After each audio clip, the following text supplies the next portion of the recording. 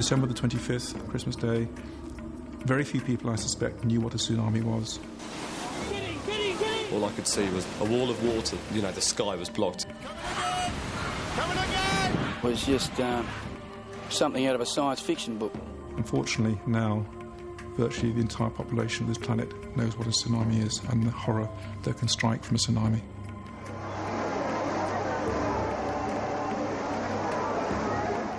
It's a huge catastrophe, most widespread devastation that we've seen from a natural disaster for centuries.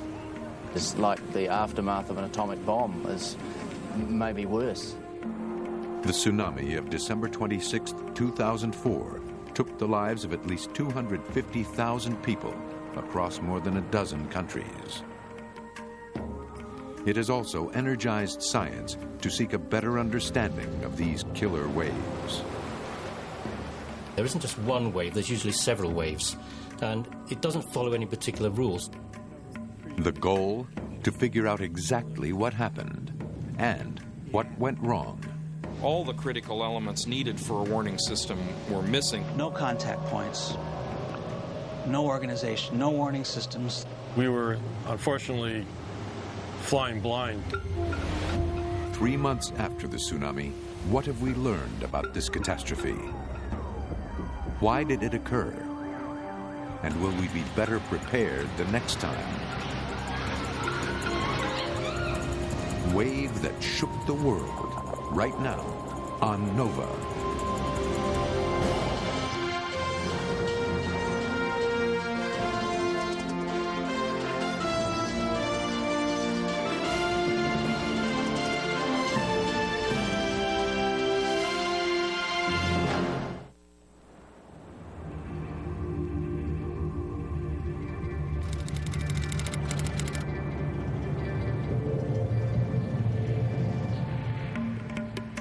It's early morning, December 26, 2004. Southeast Asia awakes to what should be another ordinary day. Fishermen are on the water in Sumatra. In Sri Lanka, 1,500 people take a train along the coast. Among them, a tourist named Shent Ravindra. I was going to do some scuba diving around the coral sanctuary. My dad was very keen for me to catch the train because of the beautiful scenery that I would encounter on the way down. In Thailand, Tom Travers and Richard Anthony opened their beachfront restaurant. I went down, put some laundry in, which we came back, ordered some breakfast through. Yeah, it was just another normal day, basically. And in Hawaii, scientists at the Pacific Tsunami Warning Center carry out routine tests of their equipment.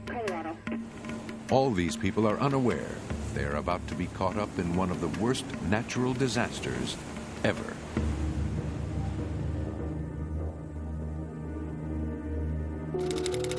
It begins shortly after dawn and without warning, when a huge earthquake tears apart the floor of the Indian Ocean. The Earth's crust is divided into giant rafts of rock called tectonic plates.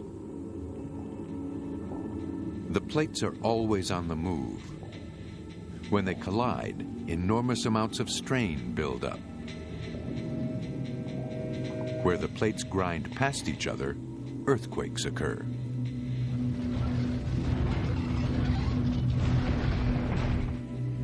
Under the Indian Ocean, one plate is pushing beneath another in a process called subduction.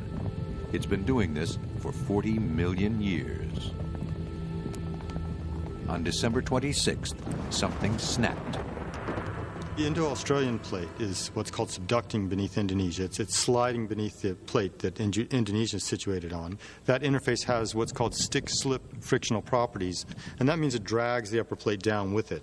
And it pulls it down and deforms the upper plate, builds up strain energy. Eventually, the stress on that contact exceeds the strength of the contact, and the upper plate snaps back into position. The earthquake's epicenter is 155 miles from the Indonesian island of Sumatra. The rupture, the fault that actually tore in the Earth's crust, is about 1,200 kilometers long. the continental plate shoved out over the oceanic plate by about 10 to 20 meters. Most of the motion was horizontal, but some was vertical because the plate boundary, the fault, is inclined. Most of the energy travels perpendicular to the strike of the subduction zone. So it more or less went east-west, towards Sri Lanka to the west and towards Thailand to the east. The earthquake continued for about 4 minutes. Soon after it ended, this seismogram recording the event appeared in California, 8,000 miles away. It will be several hours before analysis will confirm at least a magnitude 9, one of the most violent on record. For every unit you increase in magnitude, you go up about a factor of 30 in the radiated energy. So it would take 30 magnitude 8 earthquakes to match the energy of a magnitude 9. In Sumatra, the city of Banda Aceh feels the full force of the earthquake, and buildings collapse. It's more powerful than all the world's earthquakes over the last 5 years put together.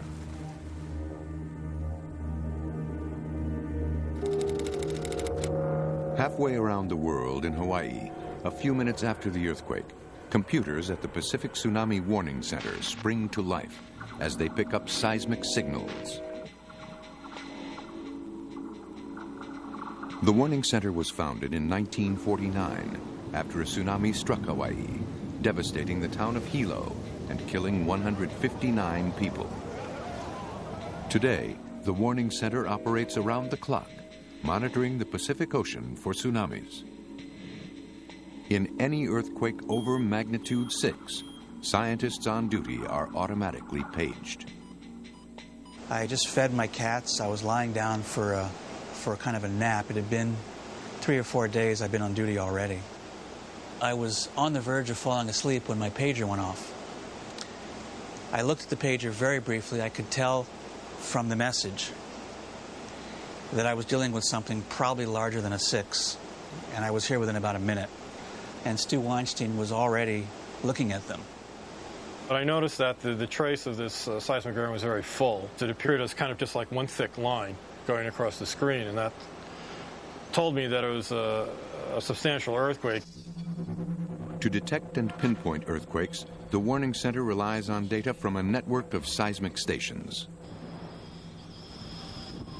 But not all earthquakes spawn tsunamis, so they use coastal tide gauges and deep ocean pressure sensors to figure out if one has formed. Located on the ocean floor, these sensors monitor the depth of the water above them. A change could mean a deadly tsunami is passing overhead. Data is relayed to a buoy on the surface, up to a satellite, and down to the Warning Center. There are 6 of these sensors in the Pacific Ocean. This system has saved countless lives, warning countries around the Pacific of killer tsunamis. Poses a serious threat. But in the Indian Ocean, there is no such system, and no warning center, although seismic sensors do exist. In the first few minutes after the earthquake, data from these seismic stations alerts Weinstein and Hirschhorn to its location and size, causing them serious concern. I then estimated the magnitude at a magnitude 8. Our response was, wow, that's a fairly large event. And we issued our first official product, which was a Tsunami Information Bulletin. The bulletin informs countries around the Pacific Ocean of the earthquake. But not all magnitude 8s form destructive tsunamis. And with no network of tsunami sensors in the Indian Ocean, they do not know if this quake triggered one. The seismic analysis can only take you so far. We also looked at what water level information might be available, and because this was the wrong ocean, the answer was none. We had no tide gauges, and so at this point we had no evidence that there was any waves generated. And this was a tremendous, crippling, frustrating experience, because without water level gauges, we don't know if there's been a tsunami. We were, unfortunately, flying blind. As they watched events unfold, their frustration would soon turn to despair. When an earthquake occurs under the ocean, its energy can dissipate as shock waves through the crust or as a tsunami through the water. Whether that shock wave turns into a tsunami, into a water wave, depends on where in the Earth's crust the earthquake takes place. In this case, it took place very near to the surface of the seabed. This earthquake was only about 30 kilometres deep, which is very, very shallow. If it had been 200, 300 kilometres down, it would not have generated a tsunami. As the seafloor lifted, it displaced billions of tons of water above it in a process called tsunami initiation. This released as much energy as 23,000 Hiroshima-sized atom bombs. As a result of the earthquake, part of the ocean floor has been uplifted and part has been dropped down along the fault surface. Because the seafloor changes, so does the water column above the seafloor. So some parts go up here, some parts go down. Seconds later, the tsunami undergoes a transformation as the displaced water column splits. The uplifted area basically collapses, and the water rushes away from the uplifted area, creating a tsunami wave that's traveling radially away from the uplifted area. The tsunami wave's now speeding off to some distant shore at 1,000 kilometers per hour. The main pulse can cover the ocean quite rapidly, which means that in the initial few minutes, the northwest part of Sumatra would have been hit.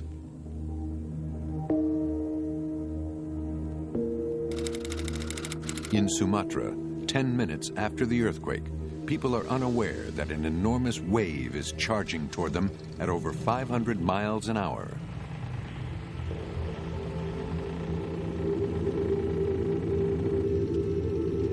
In the open ocean, tsunamis are virtually undetectable.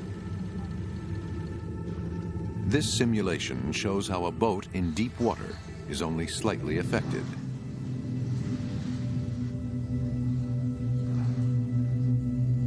Fishermen at sea barely notice a tsunami passing under their boat.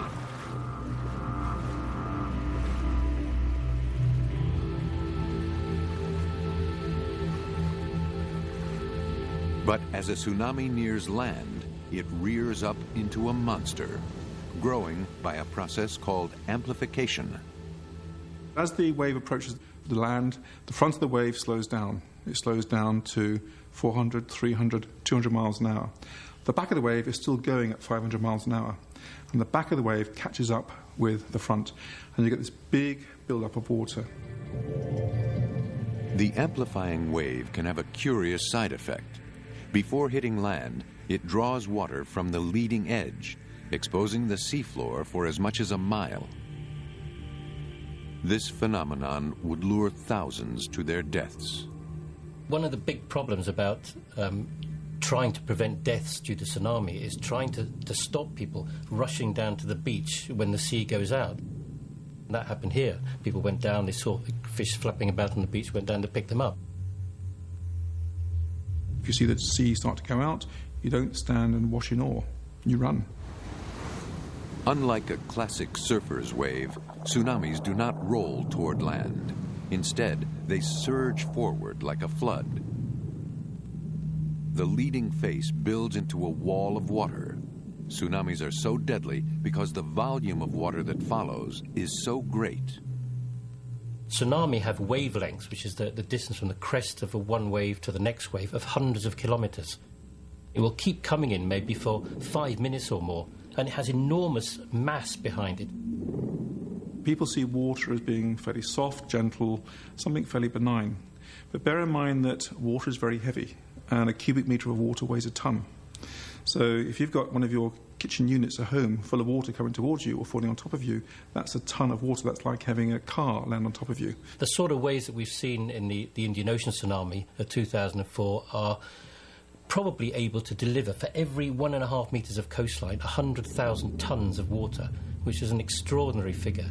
And that is coming into the coastline, hitting the coastline with incredible force. And as the tsunami progresses, as it goes through the coast, it's picking up stones, it's picking up debris, like a tornado almost. And that debris, cars, people being thrown at you at 40 miles an hour, That's going to hurt, that's going to kill you.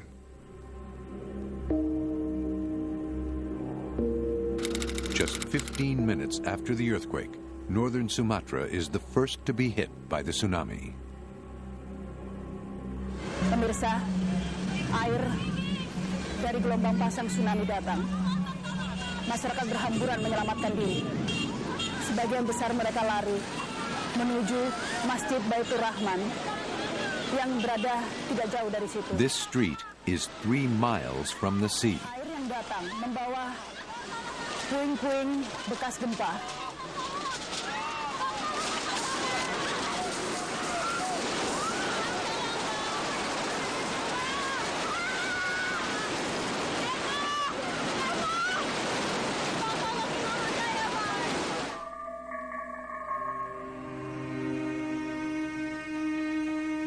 This is the aftermath of such destructive power.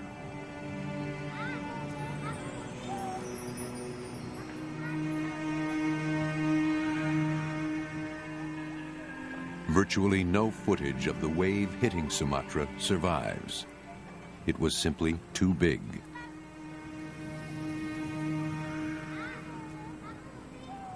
Many of the areas that were totally decimated were devastated by this wave. The cameraman either was very busy running away or unfortunately is no longer with us. So I've no doubt there is plenty of video footage which show a far more destructive wave, which will never be found.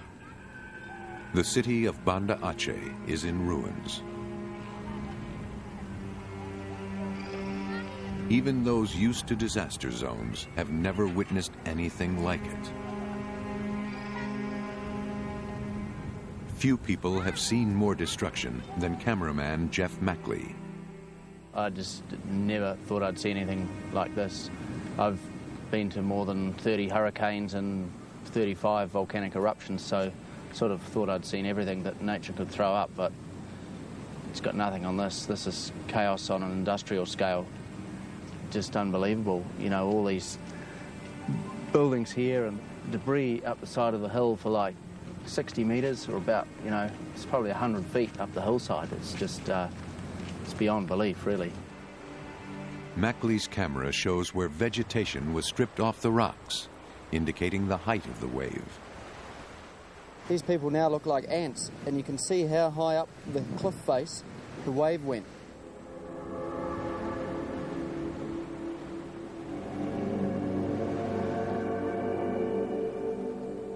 With little public education about tsunamis, hardly anyone expected a wave of water to follow the earthquake.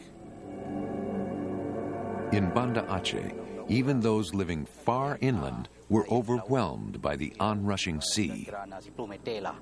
After earthquake, 20 minutes after earthquake, people see in the sea have water, wave. And how big? How high? Yang ketiga ya lebih tinggi. Yang kedua sama, higher than coconut tree. That's incredible. What was he thinking when he saw this wave? Waktu kali neum denan kiban nesmiki. Panena demi pikilom kan lari.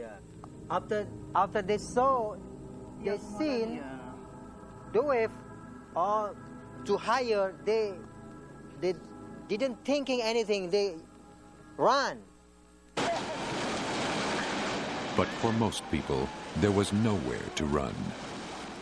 The water reached enormous speeds, picking up anything in its path. The waves will break up buildings, they'll break up cars, they'll carry these things inland. And of course, people will be carried for kilometres along with all this debris and bashing against it and being prevented from actually getting up out of the water by a virtual layer of debris at the top. Evidence of the tsunami's colossal power litters the coastline.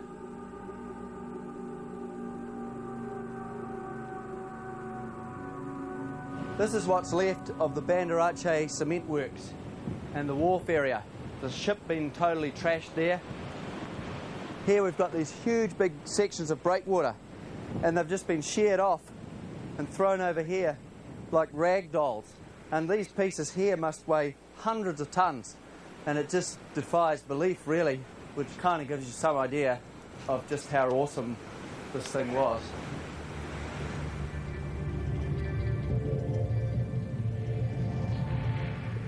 The damage to this cement factory is another indication of the height of the wave when it hit.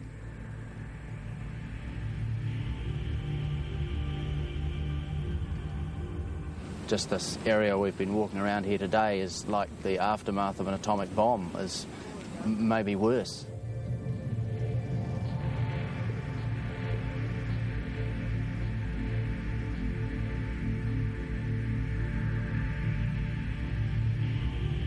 Under this wreckage lie thousands of bodies.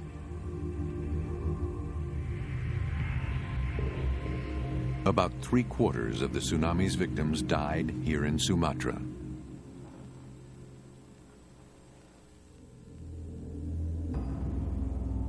Just a few minutes later, the wave hits the Andaman and Nicobar Islands north of Sumatra. More than 7,000 die or go missing. For those who have been rescued, a refugee centre has been set up in Port Blair, the tiny capital of these islands. 1,500 were there when we visited, with more arriving all the time. Relatives search desperately for the name of a loved one on the admissions board. 45 minutes after the earthquake, scientists at the Pacific Tsunami Warning Center are still analyzing the data, assuming by now that a local tsunami might have struck northern Sumatra. This is an evolving story. More and more data is coming in at more and more stations at increasing distances from the earthquake. And now we were dealing with a much larger event. 8.5 is much larger than 8. Stu suggested, that we should really issue a second message on this with some kind of upgrade. Why don't you call Chip? And I said, good idea. We called Chip, and I basically told him the situation. Now we're getting a magnitude 8.5, it looks like. We discussed it and agreed we needed to issue a second bulletin to let people know that this was bigger than we initially estimated, and there was the possibility of the tsunami being generated in the region of the epicenter. Stu and I crafted a second message and sent it out. We also knew at that point that because of the proximity of the earthquake to Sumatra, that by now they were already inundated.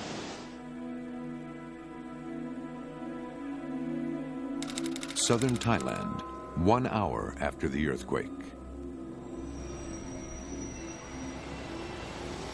Cities are waking up and beaches beginning to stir. People have no idea a massive tsunami just struck Sumatra and is about to hit them.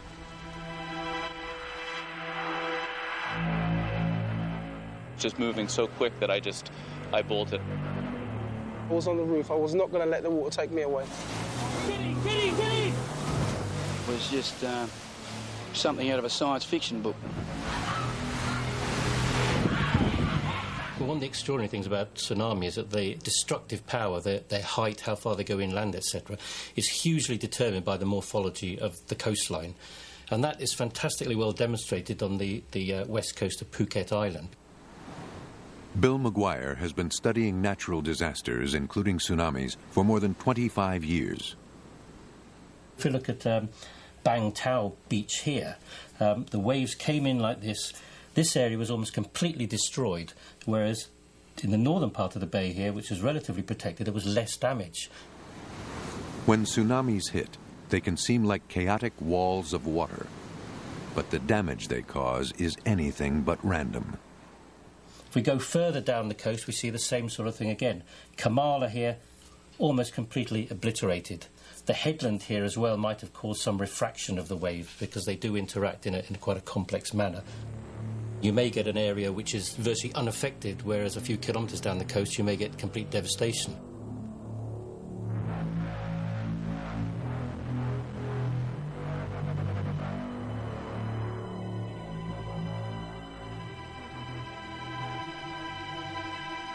Amid the devastation along Thailand's coastline, one bay with a steep underwater slope was virtually untouched by the wave. Here, where we have Surin Beach, the seabed actually rises quite steeply, and it looks as if that helped to act as a barrier to the tsunami. In addition, you've got this protective headland here as well. The whole morphology of the seabed and how quickly it rises as it approaches a coast is a critical element in terms of how high the tsunami will be and how quickly and how rapidly and how far it will move inland. Ian Dick is a lifeguard who helps run a bar on Surin Beach. This is where the water came to, just over to our restaurant bar here, which is quite amazing. You can see here, the water only came to this depth, whereas on the next beaches, the water went to 7, 8 metres and went 1 kilometre inland. We've been blessed here, absolutely. But just a few miles away, Kamala Beach suffered some of the worst damage. Not only was it fully exposed to the tsunami, but the gentle gradient of its seabed amplified the wave's destructive power. The actual rate of shallowing of the seabed as you approach the coast seems to be quite important in determining the destructive capacity of the tsunami and how far it goes inland. At Kamala, it looks as if the seabed is very, very shallow over a long distance. So there's very little to stop the wave building, to stop it coming in. And the land behind there also is very low-lying, so the waves penetrated kilometres inland in those positions. In Kamala, Tom Travers and Richard Anthony were having breakfast on the balcony of their restaurant when they saw the tsunami approaching. I probably went from about 300 metres out to the breakwall here in less than a minute, and then came round sort of under the restaurant, took out the whole beach, went onto the road just a little bit, and then took out our lower deck. We both looked down, and sure enough, the deck is completely gone. It's not just broken, it's missing. I could just see the entire bay was just littered with umbrellas, beach chairs. For about 150, 200 meters out, everything was just cloudy. And I just thought, wow, something very serious has happened. Right there, grab it. Travers began videotaping the damage. 15 minutes after the first wave, just when it seemed like the worst was over, a deadlier second wave struck. Coming again! Coming again! Big one. Bigger!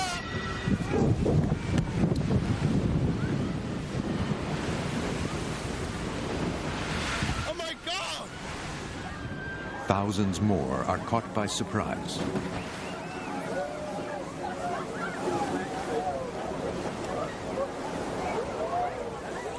In any particular earthquake, you'll get a different, what we call tsunami train. There isn't just one wave, there's usually several waves. And it doesn't follow any particular rule. Sometimes the first wave is the biggest one. Sometimes there are maybe 2, 3, or even more relatively small waves, and then you get a huge one in the middle and then some more smaller ones. But normally you do get more than one wave, and they are of different heights, and they arrive over different periods of time. And it can be tens of minutes, even hours, between the first wave and the last wave. Travers and Anthony continue to film as the second wave engulfs their restaurant. The first wave came through as like a normal wave in the same sort of direction, and then the second wave seemed to go more towards the sort of our northern end and sort of sweep around the whole bay, and it seemed to pick up momentum as it came round. Almost out of nowhere, it was like a Class 4, Class 5 rapids just started moving up, like freestanding waves coming right towards us with a bigger wall behind it, and that's when everyone just started screaming, like, run.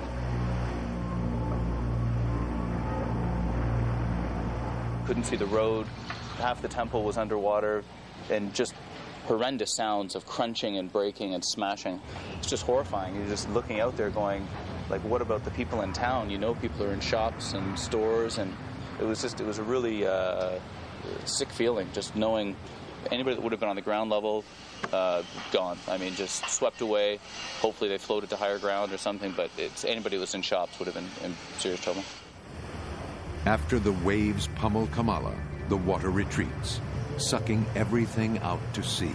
My God, I hope there's no people in there. Big disaster. Huge disaster here. When the water was being drawn out with equal force, I mean, there was cars floating by, the fishing boats were all getting smashed into the trees.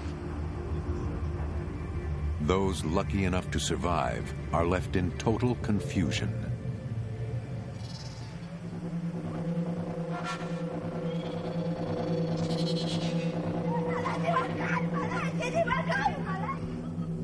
first one came through, it was big. The second one came through, and no one thought if there was going to be a third or a fourth. And no one just knew at that stage what was going on. Everyone was in panic. We were being told to get out of here, to get up into the mountain because there could be a bigger one on the way. And after seeing what the second one did, I mean, it had no mercy.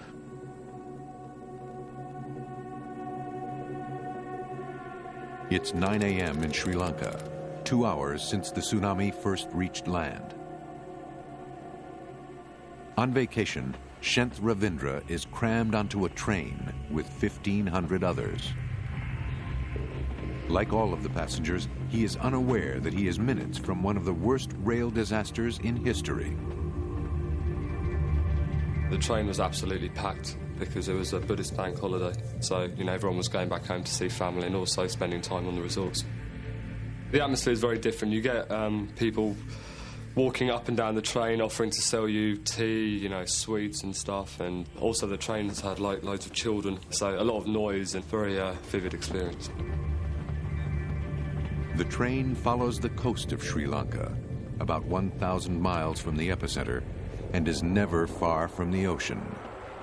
Train just stopped, and I was a bit frustrated because I thought, oh God, if we're going to be here for a couple of minutes, I just want to get off this train. I heard a lot of screaming and shouting outside, so I sort of peered outside, and I saw what was mainly women running away from the coast, towards inland, and I didn't really know what was going on. At first I thought it might have been like a game of sorts, and then suddenly I realised why they were running. I heard the water, and it just came like this. I didn't see a wave as such, it just sort of came like a flood. Then all of a sudden it came and started hitting the train, and it hit the train to such an extent that the carriage got detached from the other carriages that were behind us and in front of us, and shunted off the tracks. And then the water started to spill in, felt to come all the way up to my chin. And then I thought, right, I've got to get out of here. I was able to climb through this doorway and make my way onto the corner of the roof and the wall. At that moment in time, there was a lot of chaos and pandemonium and worry and screaming. People were using any escape route that they could. People were passing their children through whatever gaps that they could, and I was helping put these children onto the train. These photos, taken by Ravindra, show the derailed carriages after the wave hit. I didn't have a clue. I just thought it might have been a freak wave, a one-off. I thought it would have just happened along that part of the coast between Ambalangoda and Hikkaduwa, and it was just a freak tide that came in.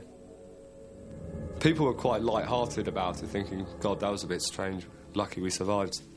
And we were just sort of relaxing and speculating about what happened, and there were kids around me who were hugging me and, just comforting them and making sure they were all right, and we thought that there'd be some helicopters or, some sort of help would be on its way. But no help is forthcoming.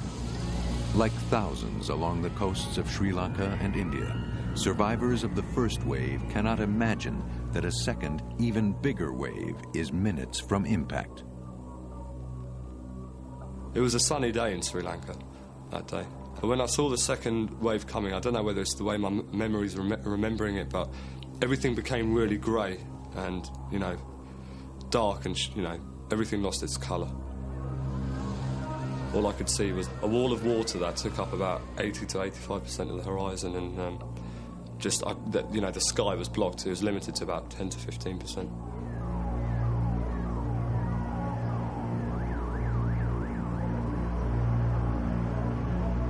I could tell the sort of power of it by the fact that you could see it rippling as it was coming towards us, and the fact that it consumed so much of the houses that were around, gave me a real scale of how big it was.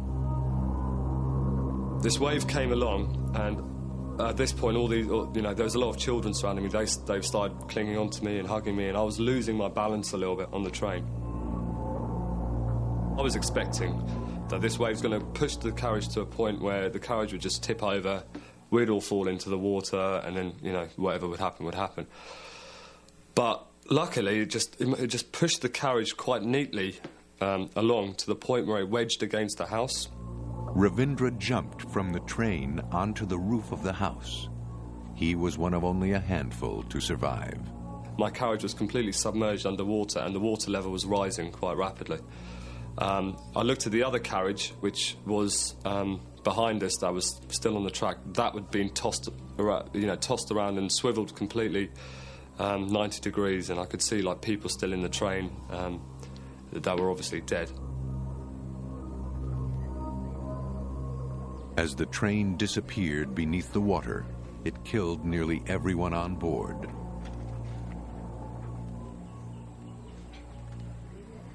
Throughout Sri Lanka and India, over 45,000 lives were lost.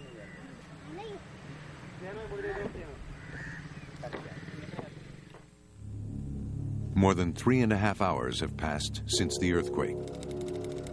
At the Pacific Tsunami Warning Center, the horror of the disaster soon becomes apparent as a news report posted on the internet confirms everyone's worst fears, that the earthquake has generated a tsunami. But the damage caused by the tsunami seems too large for the size of the earthquake. We were shocked at the enormity of the casualties. We thought we were still dealing with a magnitude 8.5. We were all wondering, how can an 8.5 produce this kind of damage? An email from a special seismic analysis station at Harvard explains what they are seeing. The earthquake is an 8.9, 4 times larger than an 8.5. At that point, things started making sense. Then we started to figure out who can we contact that's ahead of the wave. No contact points, no organization, no warning systems that I know of in the area.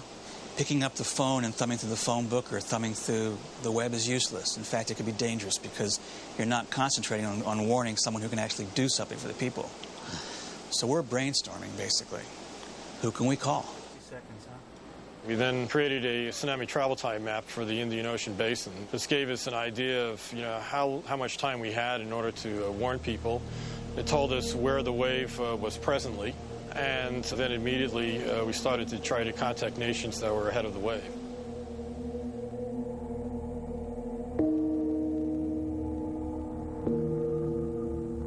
Less than 4 hours since the earthquake, the Maldives are next in the tsunami's path of destruction.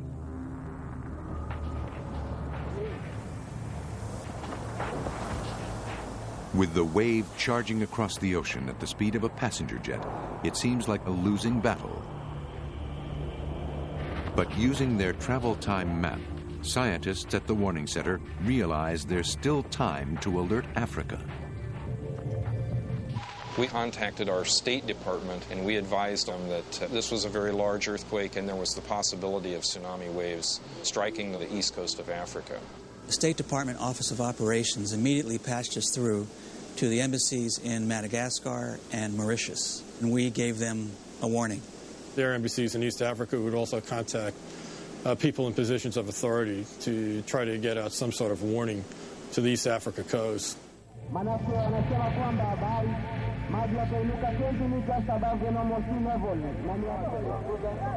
The news reaches Kenya with enough time for people to evacuate the coast.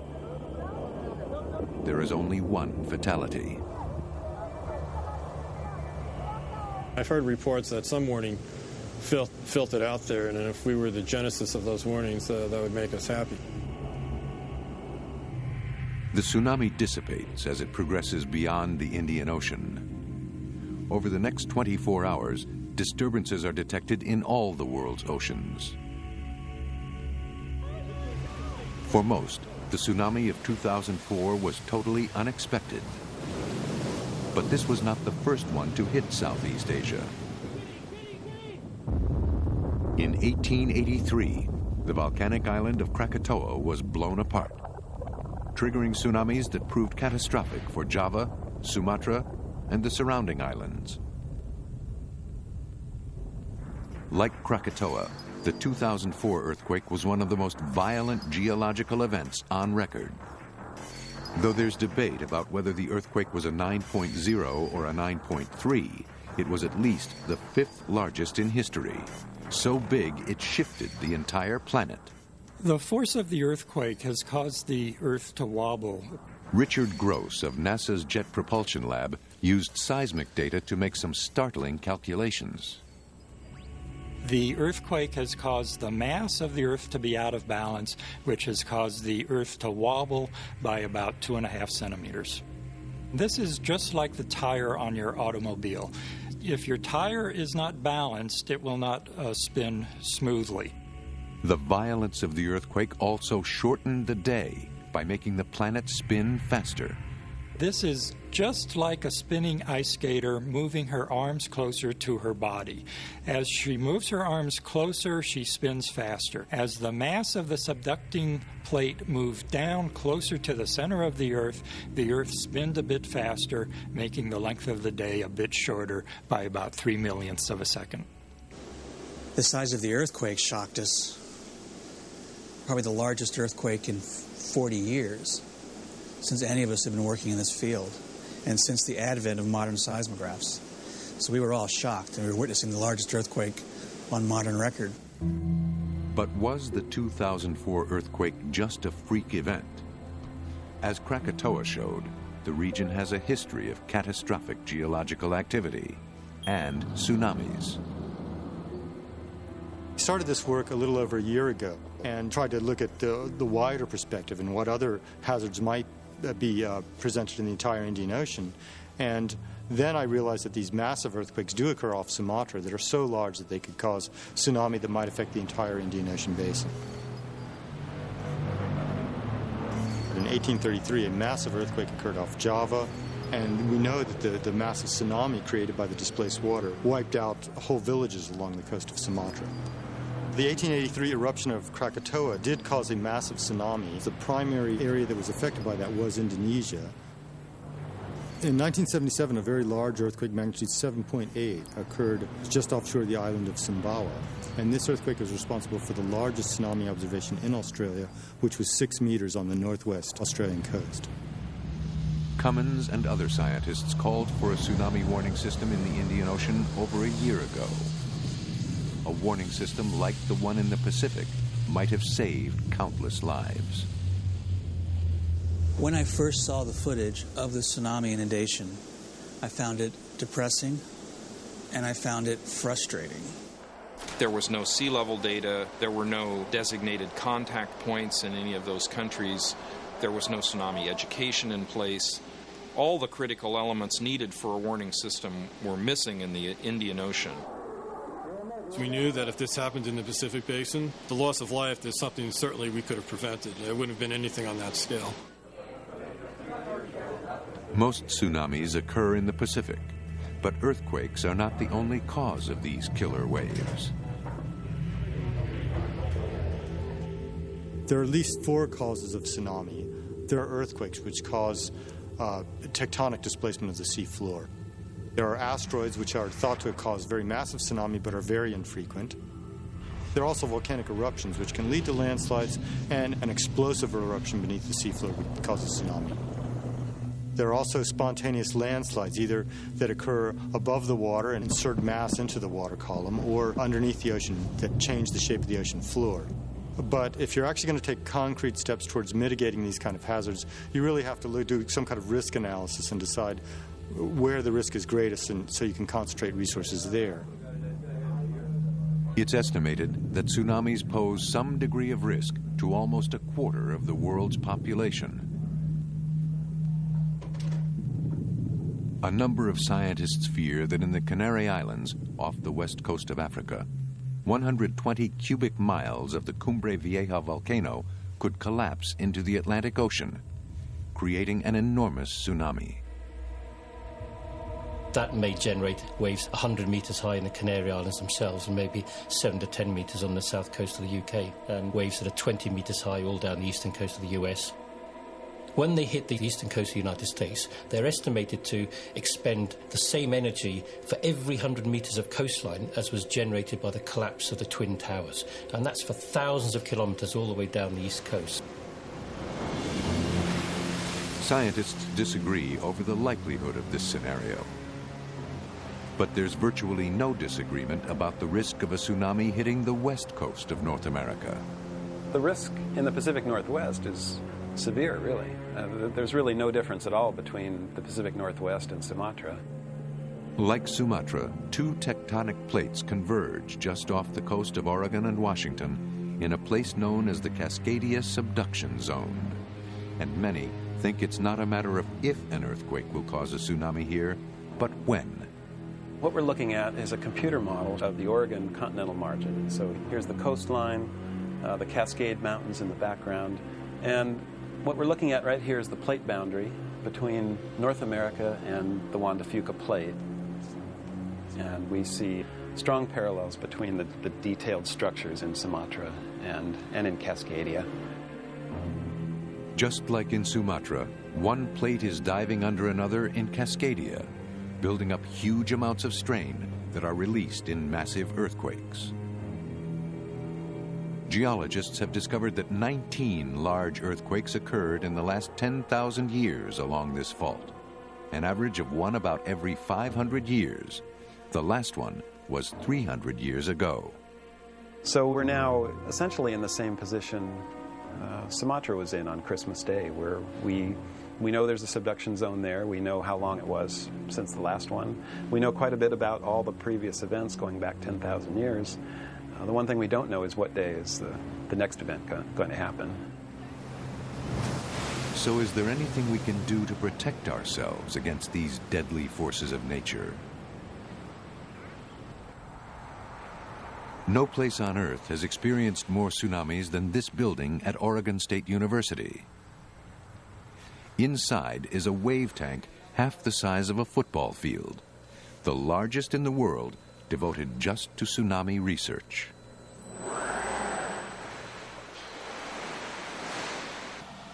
Compared to most natural disasters, we know a lot less about tsunamis, just because they're so rare and they're so unpredictable. And there's really, practically speaking, no way for us to stop it, but we can certainly prepare for it and plan better. And that's the nature of the work that's being done here. This is a scaled-down model of a coastal city, complete with buildings and cars. The scientists will inundate this city with a tsunami and study its effects. One of the questions during the inundation scenario is what happens when this wave comes through. What are, for example, some of the largest forces that the buildings would experience so we can better design foundations? And then also what happens to debris, so when the wave hits things like cars and other smaller objects, how they would be moved. Instead of an earthquake, a machine called the Wave Maker generates tsunamis here. Okay, Shen, you want to run a wave? Stand by. Go.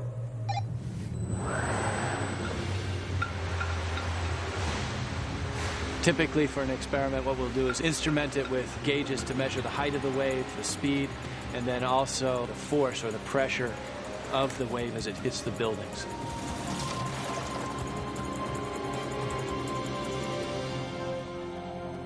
The experiments will provide valuable information that cannot be obtained when a real tsunami comes along. The information will be scaled up to help identify structures that are most at risk in a tsunami, design buildings and bridges that can withstand the force of the waves, and plan emergency evacuation routes. The tsunami community is certainly a global one. The data that are collected here in our laboratory will also be used by scientists around the world to help better their areas for preventing tsunami disasters. The wave tank is just a few years old, so how well it can help predict events in the real world is not yet known. Meanwhile, the United States is adding 32 new buoys to the existing tsunami warning system to increase protection in the Pacific, Atlantic, and Caribbean. And world leaders are calling for a warning system in the Indian Ocean, where there are seismometers, but no tsunami sensors. We've got to try to help them rebuild and start again and have an early warning system, have systems to mitigate disasters that do occur so fewer people die in the future. But technology is not the only solution. One of the big issues about warning is that after you've told people that a tsunami is coming, they also have to be educated on what to do and where to go. To us that have been working on subduction earthquakes for a long time, we see the tsunami warning system as really not just buoys in the ocean, but it's really three parts. It's one part is the buoys in the ocean, one part is educating the people, and the third part is research. But without the other parts, the warning system alone is not really enough to do the job.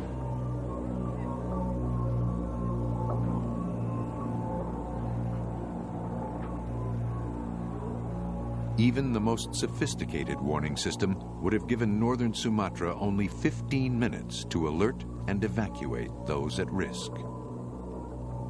But a warning system, combined with public education programs, would have saved many who died in the other countries affected. In retrospect, the scientific community should have been aware these massive earthquakes do occur off Sumatra, and probably a little more emphasis should have been focused on the Indian Ocean, where it's documented that massive earthquakes occur. There's a simple choice. We either make a conscious decision and say, although these catastrophes will happen, they may not happen for 100 years or more, we're going to do nothing about them and we're going to accept the consequences. Or we say, all right, they're very infrequent, but we at least need to plan for them so that when this happens, we can save as many lives as possible. It's been a heartbreaking thing for all of us in the tsunami mitigation community. On reflection, I'm sure every one of us wishes that we had done something in advance to push a tsunami warning system for the Indian Ocean, and that we could have done something to prepare the region for this terrible tragedy. But we hadn't, and the tragedy had unfolded with its devastating consequences that are going to take years and years and years to recover from, and those families may not ever recover.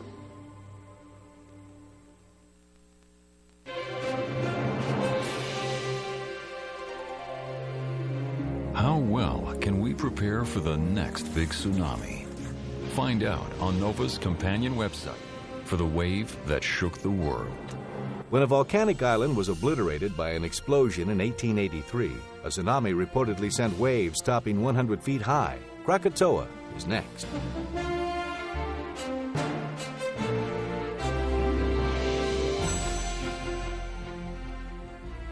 Educators and other educational institutions can order this or other NOVA programs for $19.95 plus shipping and handling.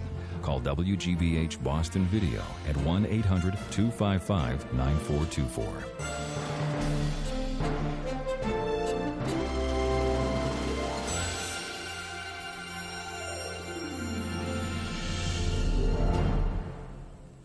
NOVA is a production of WGBH Boston.